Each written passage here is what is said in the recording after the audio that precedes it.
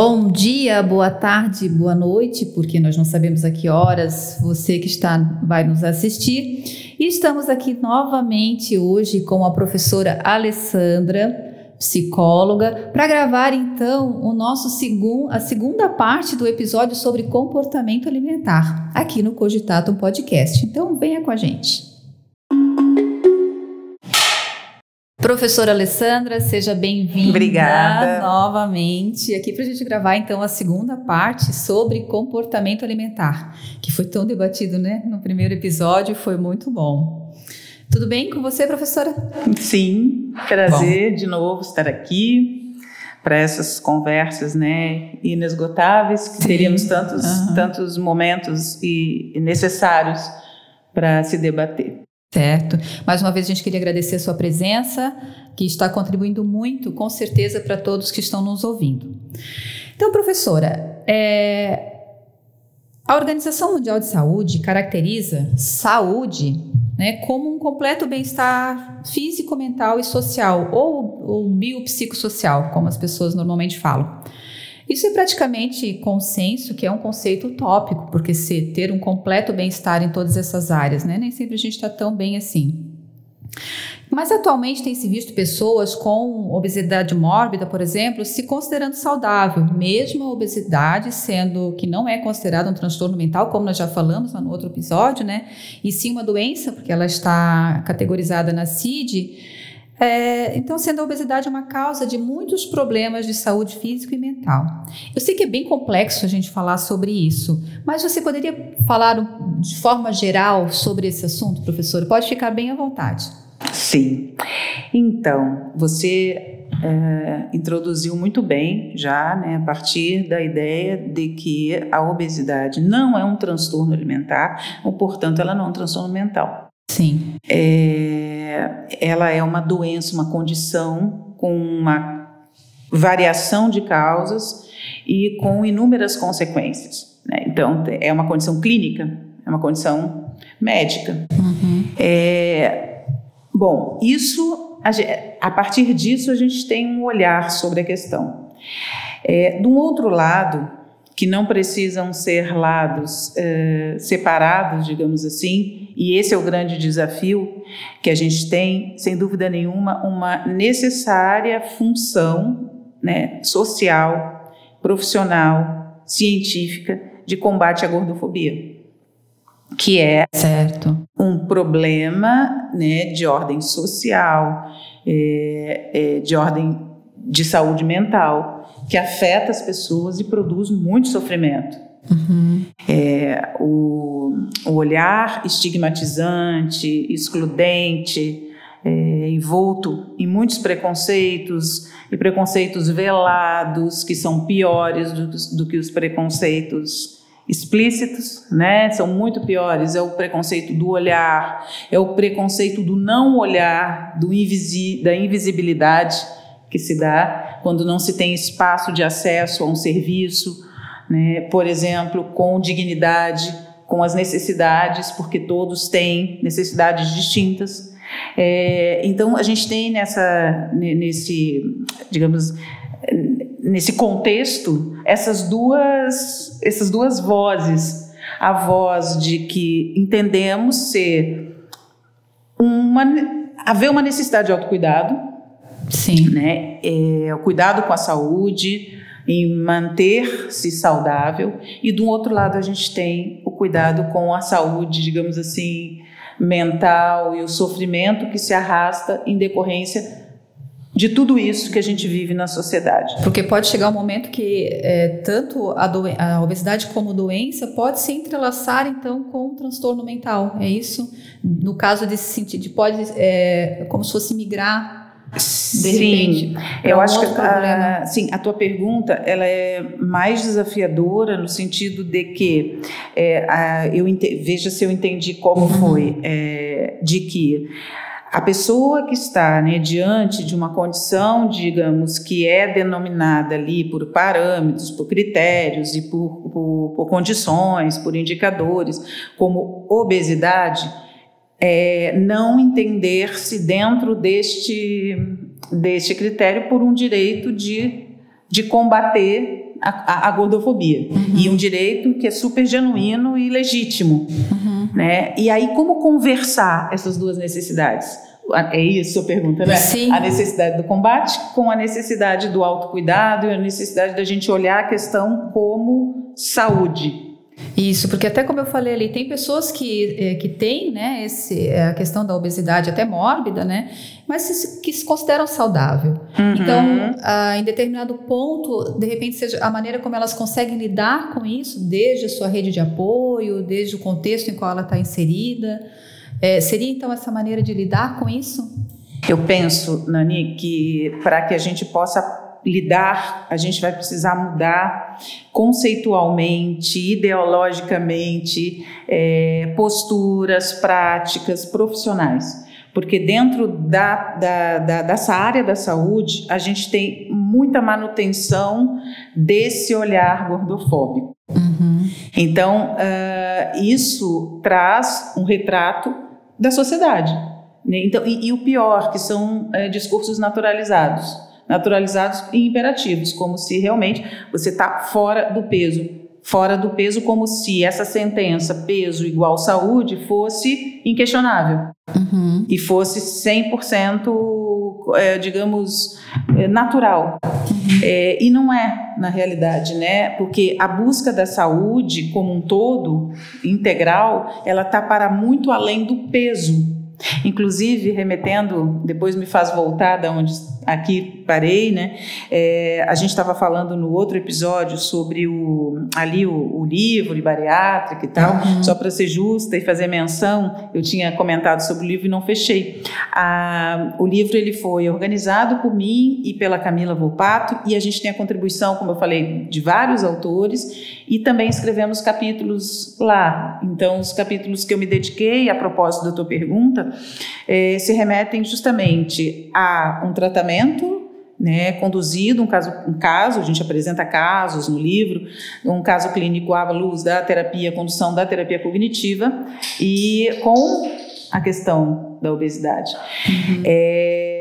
E intitulo ele como muito além do peso, porque os ganhos de quem escolhe, né, autonomamente, isso é fundamental. Autonomia é o ponto aqui, eu vejo, que precisa estar iluminando essa...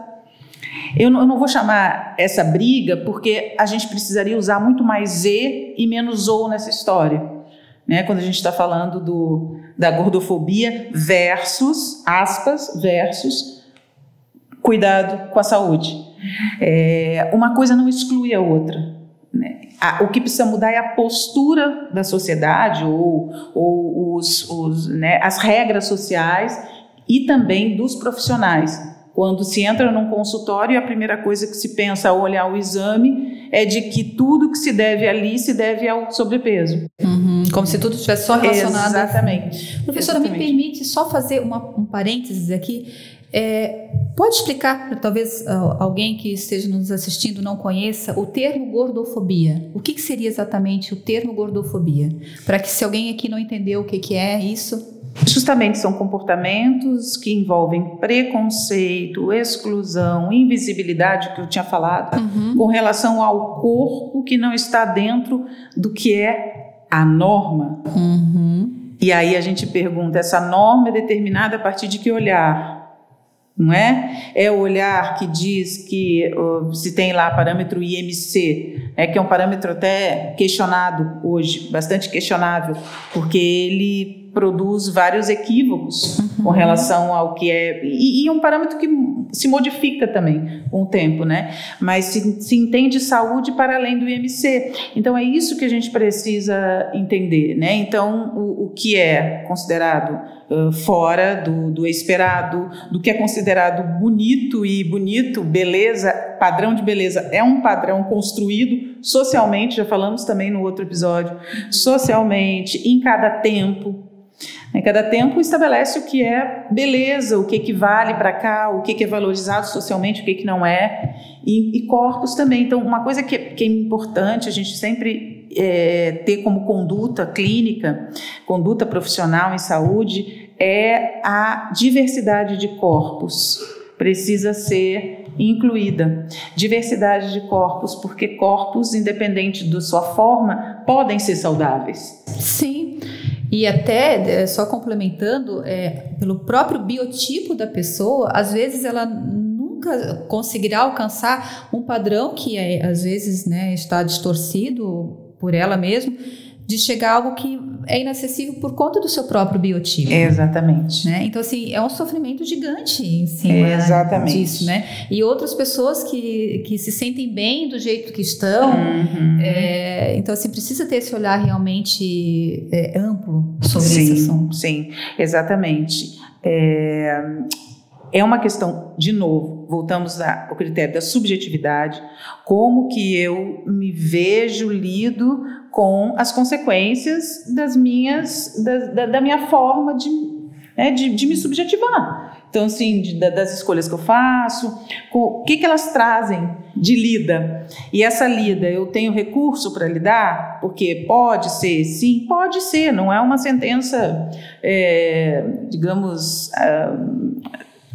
clara e óbvia, mas assim, pode ser que em decorrência, sim, e isso pode ser, e isso é evidência científica. Também nós temos que utilizar da ciência, das evidências científicas, para poder propiciar para o sujeito a liberdade dele poder escolher fazer o seu próprio caminho com aquilo. Então, assim, o que eu quero dizer com isso? Assim, como clínica, muitas vezes a gente vê um conflito, isso é uma coisa importante de compartilhar. A gente vê um conflito em algumas pessoas, que essa briga dessas duas vozes, digamos assim, coexistem nela, né? Então, existe uma necessária, um imperativo introjetado de que é preciso combater com a sua própria postura no mundo a gordofobia, e isso é legítimo. Por um outro lado, a pessoa entra em sofrimento porque ela está se percebendo insatisfeita com a sua condição. O desejo de obtenção de saúde quando se teve alguma consequência, porque são consequências. Sim, é uma realidade também. Exatamente. Né? Que a obesidade pode... É uma realidade, assim como o gerenciamento dessa questão tem que ser feita de forma autônoma. Autonomia em saúde é tudo. Ser dona do seu próprio corpo, né? A perda da autonomia. Ser autônoma para pensar, ser autônoma para agir. É isso que a gente busca em saúde mental, autonomia. Em saúde, né, o conceito de autonomia é sublime, ele é essencial. A gente precisa desenvolver o quê? Em primeira e última instância, autonomia. O sujeito pensar por ele. Então, não é o profissional de saúde que pensa para ele. O profissional de saúde tem todo o aporte científico, técnico, relacional, né, para poder construir com ele, mas não para ele o seu processo de cuidado. E se seu processo de cuidado inclui uma postura combativa de preconceito, que é completamente necessária, mas também a possibilidade de gerenciar em si, né, da sua forma, o que faz mais sentido para si, a sua trajetória de cuidado. Né? Então, o sofrimento às vezes está em como atender a esses discursos. E a pessoa fica no meio de um fogo cruzado. É uma luta até insana, né, professora? Porque considerando os padrões que a sociedade impõe, considerando que as redes sociais estão mostrando a todo instante, as dietas mirabolantes, a opinião das pessoas, a própria insatisfação ou não. Então, assim, chega a ser insano. O tanto de fatores que o ser humano precisa lidar, principalmente falando desse tema sobre comportamento alimentar e chegando daí para não chegar nessa questão da gordofobia e ter que lidar com isso também. Como nós somos atravessados por isso o tempo inteiro. Sim, então uma coisa que é fundamental, e a gente tem que voltar sempre na promoção e na prevenção, no antes e não no apaga-fogo depois, né?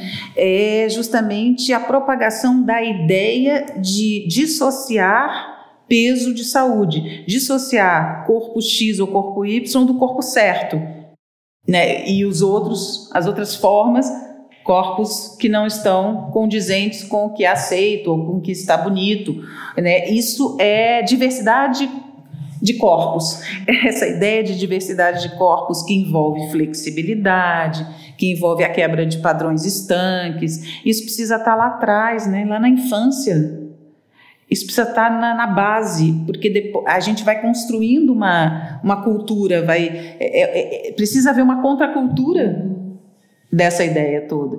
Porque a pessoa ela fica num sofrimento, muitas vezes, que é silenciado.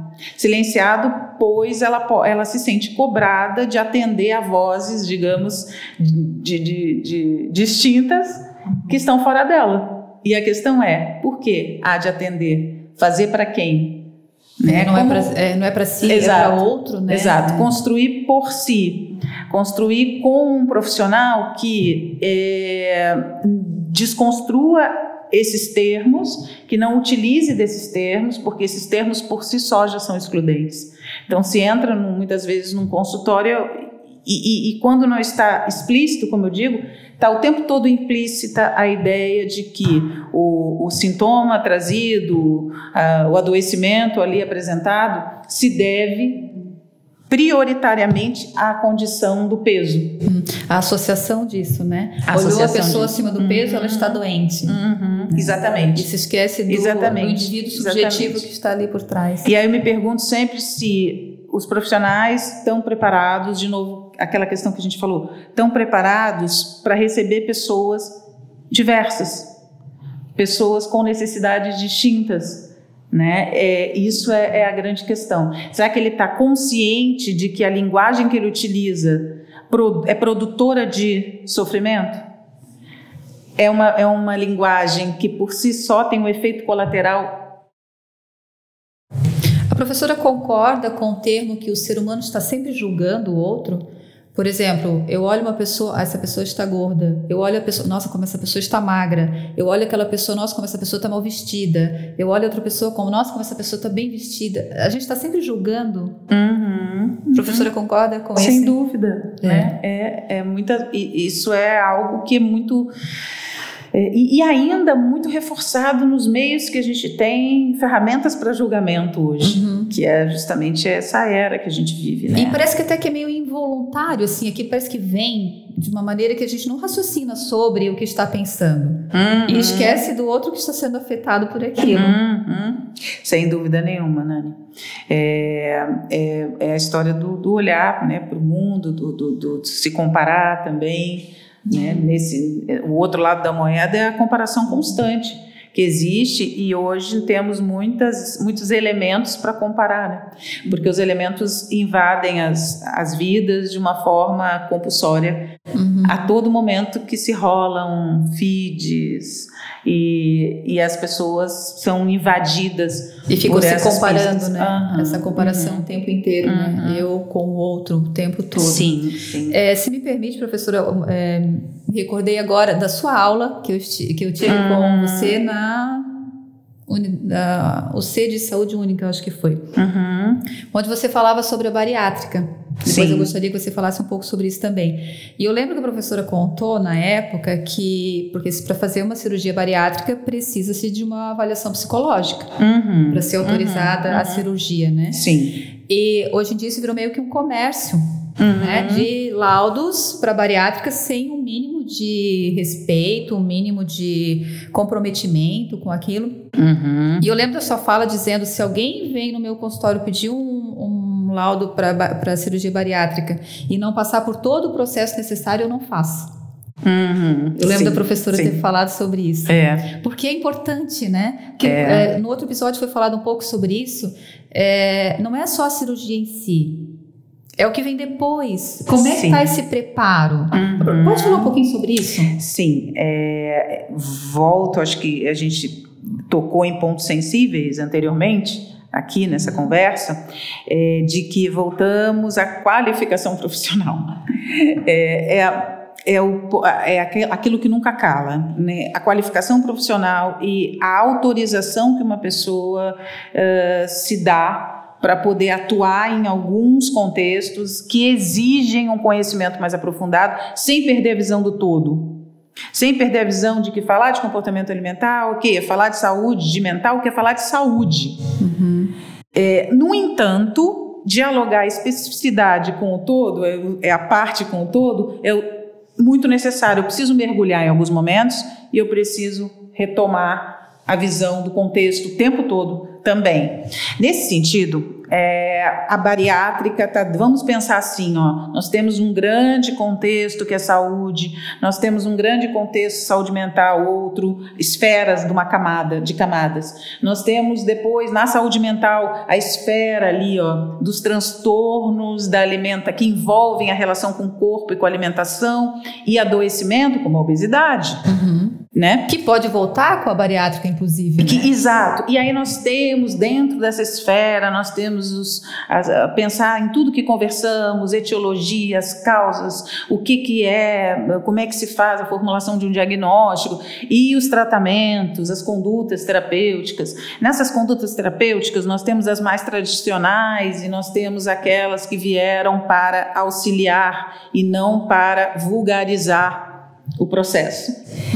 E aí é que está o ponto, que tem a ver com todos os aspectos conversados aqui, que é justamente essa cultura que já está ali estruturalmente, como muitas vezes você falou, favorecendo a percepção de uma terapêutica, como a cirúrgica, de uma forma para além do propósito que ela tem.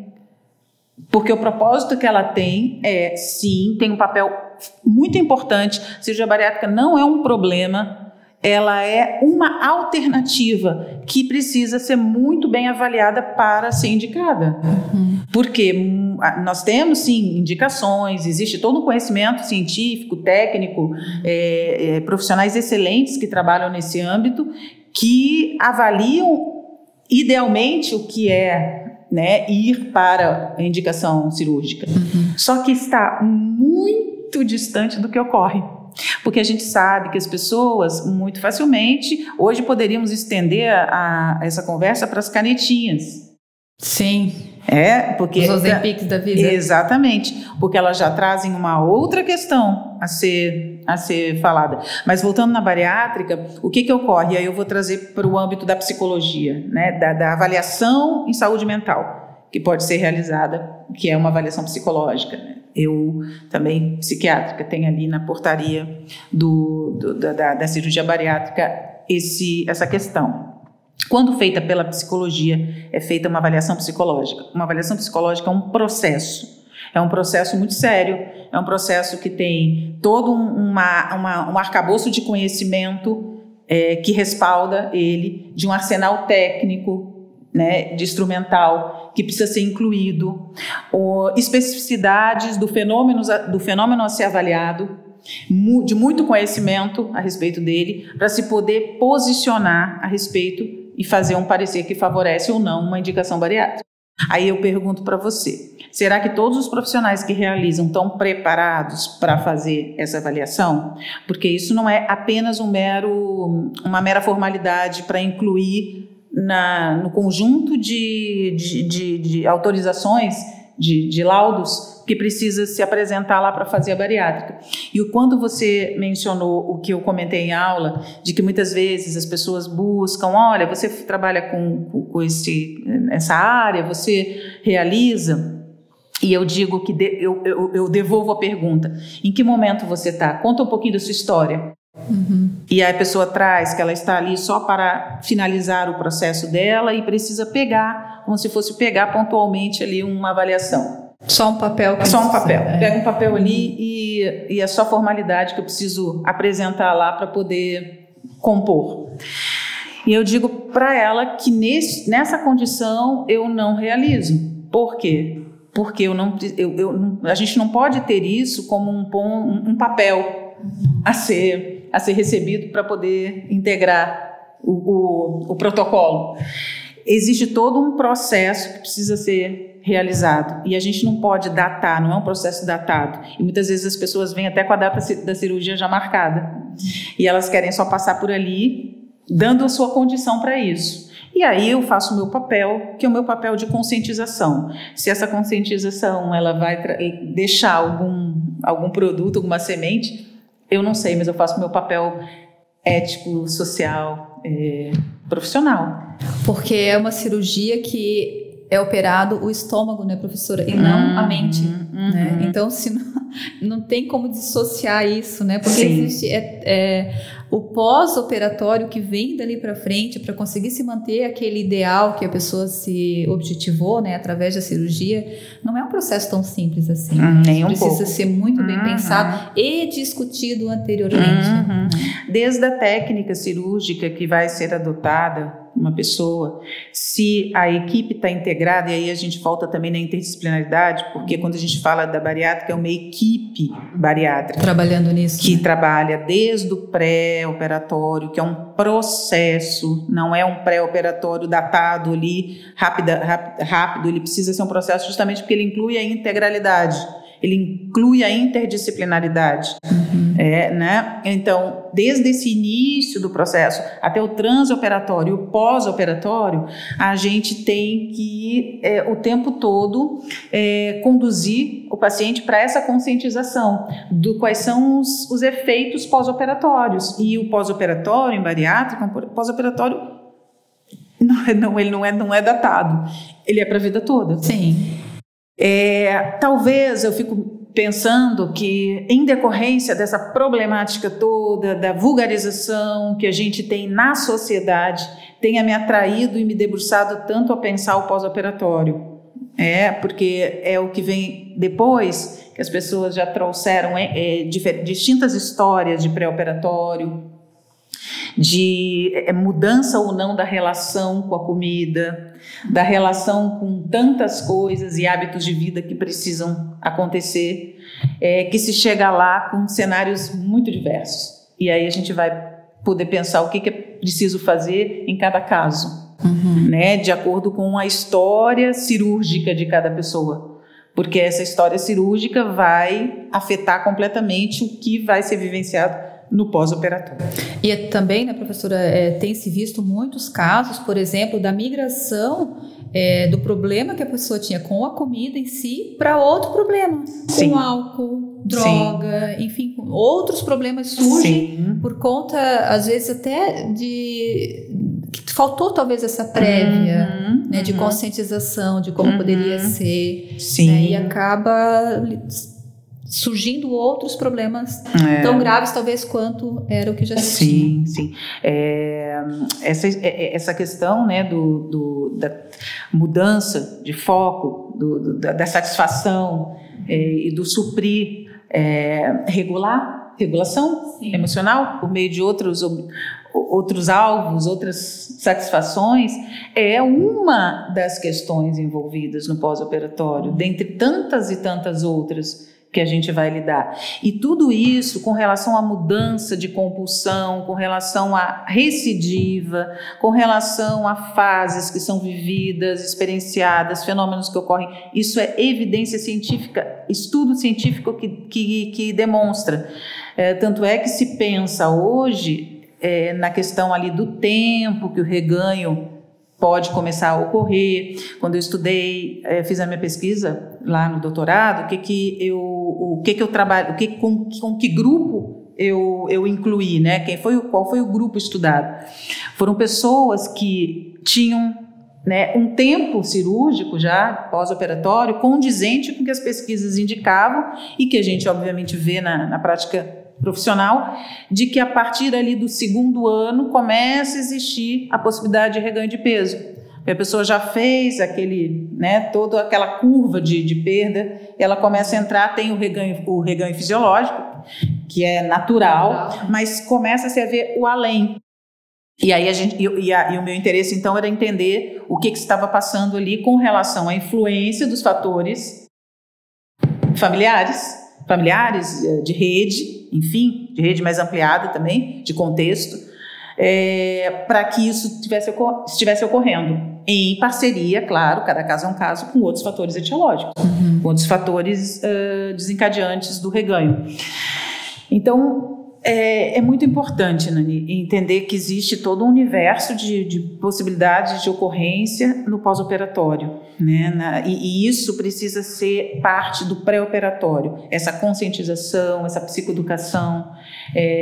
Por isso que você não pode fazer uma avaliação bariátrica em um dia. Sim, só entregar um papel. Exatamente. Só assinar. Em uma entrevista, você vai investigar de que forma, com que tipo de aprofundamento, Não é ético, né, professora? Não é suficiente, não é ético. Bom, enfim.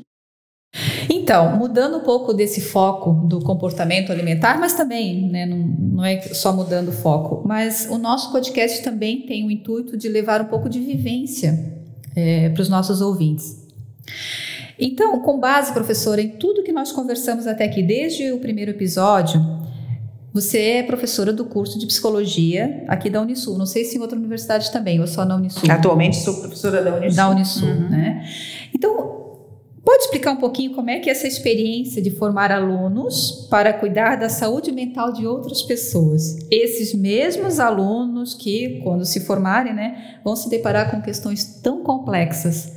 Uma das questões tão complexas, né, como essa que nós tratamos aqui nesses 2 episódios sobre comportamento alimentar. Como é que é ser professora?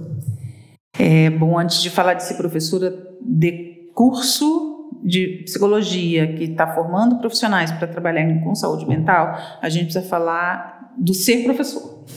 Ser professora. Ser professora é muita responsabilidade.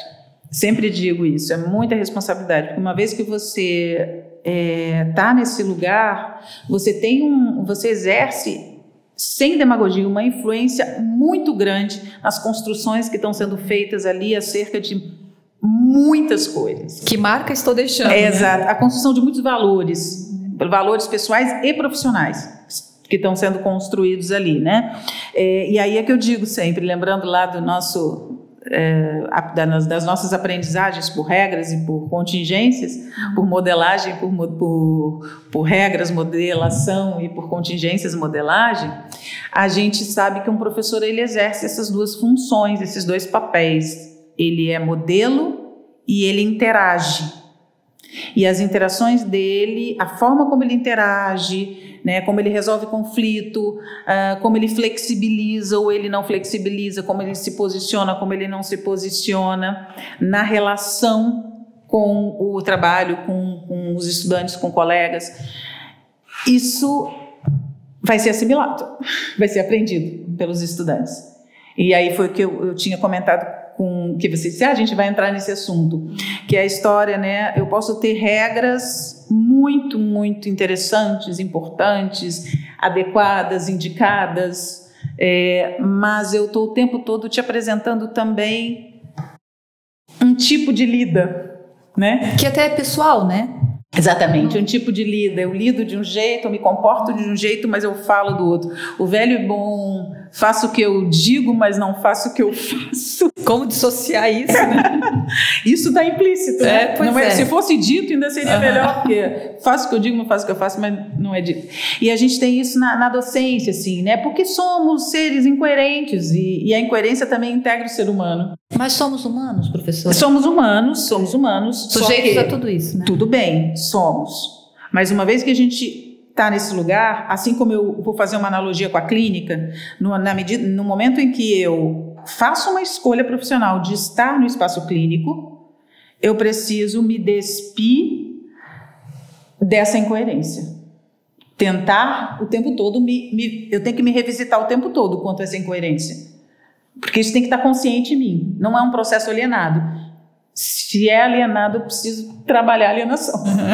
Porque tem efeitos, obviamente, efeitos maléficos, né, do ponto de vista do que eu vou deixar, como você falou, deixar. Isso é muito sério, porque a gente está dentro de uma profissão, e eu vou falar agora da saúde mental, a gente está dentro de uma profissão que é plural e não poderia ser diferente. É completamente plural na maneira de concepção do objeto que ela tem. O cuidar do outro. Exatamente.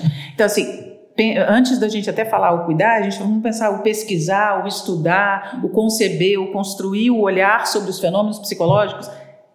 É plural. É plural, não teria como ser diferente. Como o ser humano, fenômenos sociais são tão complexos, como é que a gente poderia ter, no mínimo, eu digo que seria mínima, até uma ingenuidade, porque vai da ingenuidade até a negligência, eu penso, de não compreender que existem múltiplas formas de enxergá-lo.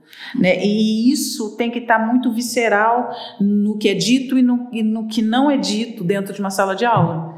Porque a gente deixa vaza.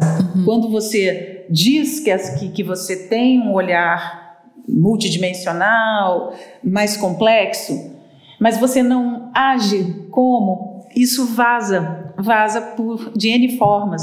Então, é por isso que eu digo que é revisitar o tempo todo as incoerências que a gente tem, né? E a gente acaba, somos seres humanos, claro, concordo contigo, somos humanos, somos seres também né, professor é um ser humano que também tem suas questões, e na clínica também, e a gente precisa o tempo todo trabalhar isso é básico, né? Então, bom, falando do papel, eu vou voltar ainda à questão uma coisa hoje necessária, que é a era digital. Eu fico pensando que essa história de ser professor hoje traz um dilema gigantesco, que é: qual o teu papel hoje?